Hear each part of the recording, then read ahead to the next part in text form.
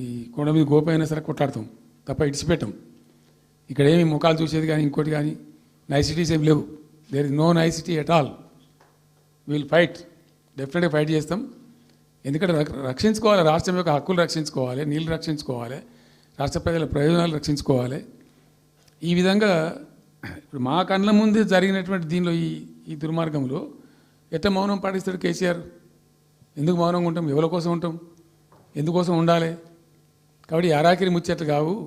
ఇష్టం వచ్చినట్టు మాట్లాడి ఇష్టం వచ్చినట్టు ఆల్తు ఫాల్తు కూతలు కూసి ఏదో చేస్తామంటే అది జరిగేది కాదు, జరగనీయం.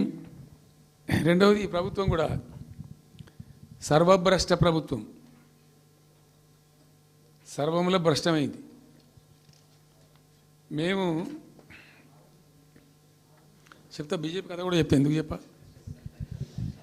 డెఫినెట్గా చెప్తాము. అరే నువ్వు మా ఇంట్లోకి వచ్చి మాకు దోసుకపోతా అని ఊరుకుంటామే? నాకు అర్థం ఎవరైతుంది ఏమైనా ఉండొచ్చు కాక ఏమైనా ఉండకపోవచ్చు కాక నీ చేయబెట్టి పైసలు కూర్చుకుంటా అంటే ఊరుకుంటామా? సాధారణ కడికైతే కొట్లాడతాం కదా. యాక్చువల్లీ ఒక పద్ధతిలో ఈ రాష్ట్రం ఒక క్రమ పద్ధతిలో మంచిగా ముందుకు పోతూ ఉంటుంది. సంక్షేమం విషయంలో కానీ, అభివృద్ధి విషయంలో కానీ, పారిశ్రామికీకరణలో కానీ, ఐటీ రంగంలో కానీ, క్రైమ్ తగ్గించడంలో కానీ, లా అండ్ ఆర్డర్ మెయింటైన్ చేయడంలో కానీ ఒక మంచి పద్ధతిలో పోతూ ఉంటాయి. ఇవాళ ఏందండి, జంట నగరాలలో పట్టభాగాలు నడి రోడ్డు మీద హత్యలు జరుగుతున్నాయి. అడిగే దిక్కు లేదు. మానభంగాలు జరుగుతున్నాయి, రేపులు జరుగుతున్నాయి. ఎన్సీఆర్బీ రిపోర్ట్ ప్రకారంగా 20% క్రైమ్ రేట్ పెరిగింది తెలంగాణలో.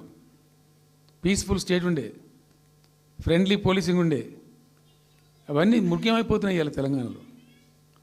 చూస్తున్నాం మేము, మనం పాటించడానికి చూసుకుంటూ గమనించుకుంటూ రికార్డు చేసుకుంటూ అని చర్చ చేస్తున్నాం. ఎప్పటికప్పుడు పెరిగిపోయినాయి. వాగ్దానాలు ఏంటంటే వీళ్ళు చేసినాయి. మంచిగా ఉన్న ప్రజలను,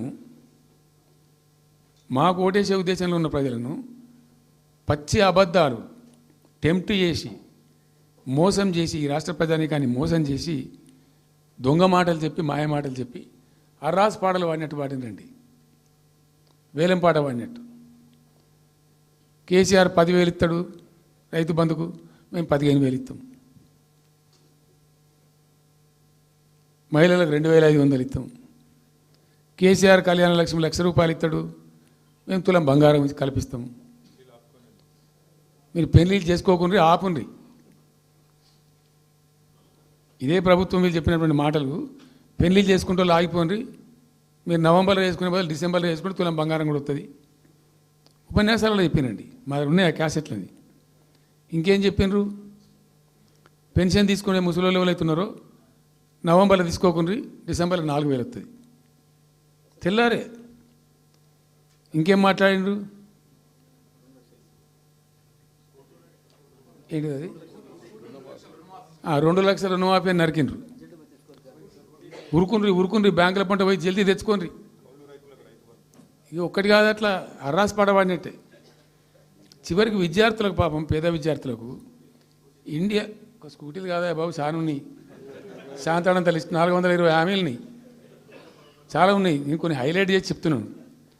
టెంప్ట్ చేయడంలో, ఫర్ ఎగ్జాంపుల్ ఇప్పుడు ఇండియా మొత్తంలో ఎక్కడ ఇయ్యరండి. మేము మొత్తం కూడా 100% సమ్మిళితమైన అభివృద్ధితో మేము ముందుకు పోయినాం. ఇట్లా ఏకపక్షంగా ఏకోన్ముఖంగా పోలే. మేము ఆల్ ఫ్రంట్స్ కవర్ చేయాలని చూసినాం. పేద పిల్లలు ఉంటారు, వాళ్ళకి పాపం విదేశీ విద్య లేక సీట్ వస్తుంది, చదువుకోవాలని ఆశపడతారు, పోలేరు. వ్యక్తిగతంగా మమ్మల్ని అడిగితే మేము పార్టీగతంగానో వ్యక్తిగతంగానో చేసేది కొంతమేరకు. పాలసీగానే ఎందుకు చేయకూడదని చెప్పి ఆలోచించి 20 లక్షల రూపాయలు ఇచ్చింది. ఎస్సీ ఎస్టీ పిల్లలు పోతే వాళ్ళకి అంబేద్కర్ పేరు అని పెట్టినాం. బీసీ అమ్మాయిలు పోతే వాళ్ళకు జ్యోతిబా పూలే అని పేరు పెట్టినాం. రకరకాలుగా మొత్తం మీద వాళ్ళకి 20 లక్షల రూపాయలు ఇచ్చినాం. అంటే ఎట్లాంటి ఇష్టం వచ్చినట్టు అది కూడా పెంచుతాం. కేసీఆర్ 10 లక్షలు ఇస్తాం, మేము 12 లక్షలు ఇస్తాం దళిత బంధు. ఇట్లా ఎన్ని అండి ఇష్టం వచ్చిన అంటే నోటికి మొక్కాలిగా. అది కూడా 100 రోజుల లోపలనే ఇస్తాం. ఆ కార్డులు వంచుడు, సంతకాలు పెట్టి బాండ్ సంతకాలని ఇంటింటి కార్డులు వంచి మొత్తం చెడగోపం పెట్టారు. దిక్కుమాలిన దరిద్రం అంతా నెత్తిన పెట్టి కంప్లీట్ ప్రజలను టెంప్ట్ చేసి ఇలా వడ్లు కొంటలేరండి. సన్నాలు మొత్తం వడ్ల ప్రతి ధాన్యానికి లిస్టు పెద్ద లిస్టు శాంతాడంత లిస్టు. ఇక కందులకింత, మినుములకింత, పసుపుకింత, పప్పుకింత, మొక్కజొన్నకింత, అన్నిటికీ 500 బోనస్. అన్నిటికీ ఏమి దేనికి దిక్కులేదు. పత్తి కొనే దిక్కులేదు, వడ్లు కొనే దిక్కులేదు. ప్రైవేట్గా అమ్ముకుంటారు, దోపిడికి గురి అమ్ముకుంటారు. పాపం ఏడ్చుకుంటూ కన్ననీళ్ళు కుక్కుంటారు. చివరికి వస్తే యూరియా సప్లై చేసే తెలివితేటలు లేవానండి. మా గవర్నమెంట్ ఉన్నప్పుడు రైతులు గ్రామాలలో ఒక ఆటో రిక్షాని డబ్బులు ఇచ్చి 10 బస్తాలు తెచ్చి బాబు అంటే తెచ్చి ఎడ పడేసిపోతుండే వాడు పొలం కాడ. ఇవాళ రైతులు రోజుల తరబడి, గంటల తరబడి చెప్పులు పెట్టి, బీఆర్ఎస్ లేకముందు చెప్పుల లైన్లు ఉండే, బీఆర్ఎస్ ఉన్న రోజులు చెప్పుల లైన్లు మాయమైనవి. మళ్ళీ ఇప్పుడు కాంగ్రెస్ రాగానే మళ్ళీ ఇప్పుడు చెప్పుల లైన్లు స్టార్ట్ అయిపోయినాయి వరుస పెట్టి. మళ్ళీ ఇప్పుడు ఏందో యాపో బోపో తెచ్చిండ్రు. అది ఒత్తితే నడచలేదు, పిక్తలేదు. అది ఏ ఎరువు బస్తాకు యాప్ ఎందుకైనా నాకు అర్థం కాదు. ఇంకా ఆ యాప్లో కూడా నేను నాకు పూర్తిగా తెలియలేదు. నేను రాత్రి కూడా చెప్పే ఆ యాప్లో ఏముంటుందట. ఇప్పుడు నాకు పట్టుందా, అది ఎన్ని మాటలు ఇస్తారట. సపోజ్ నాకు 3 ఎకరాలు ఉంది. 3 ఎకరాలు ఉంటే ఎకరానికి 2 బస్తాలు చొప్పున 3 సార్లు ఇస్తారట. అది